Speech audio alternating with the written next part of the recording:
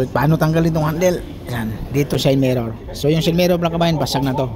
Yung side mirror cap hindi na basag. Ito lang yung bago. Kita ko na sa inyo mga boss kabayan. Paano ko tanggalin para makita nyo. Ito. So gamit tayo ng manikwat.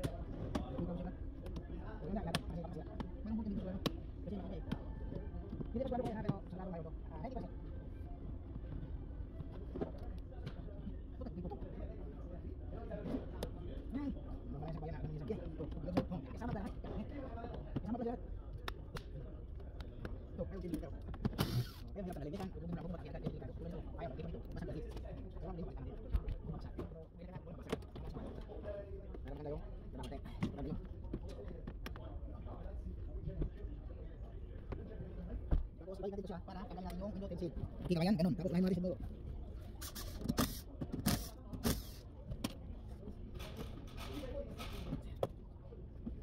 Sa dulo, malago ito siya kaya ha. Tapos baba natin yung lupin natin yung sakyan para may baba. Yan. Tanggal yung tensil.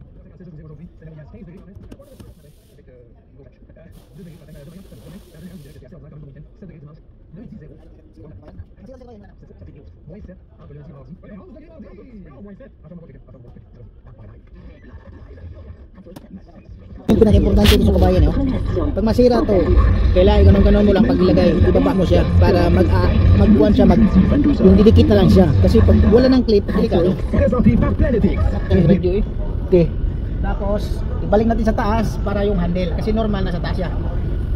Yan. Tapos yan, balik natin to. Tapos ito na, yung handle naman. So, yung handle saglit lang sa kabayan.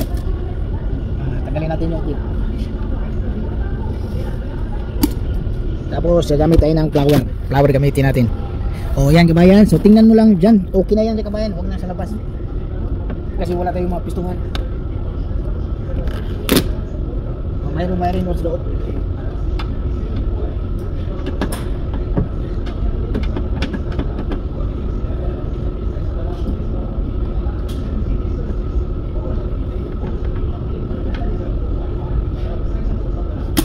Tanggal na, so tanggal natin yung wiring sa loob.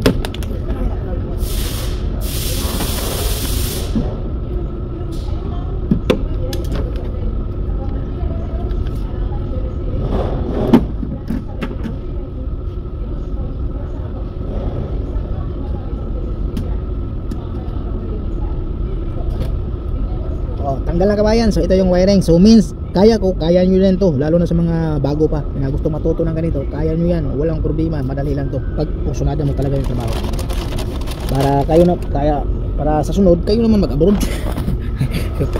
May carry nyo din yung abroad.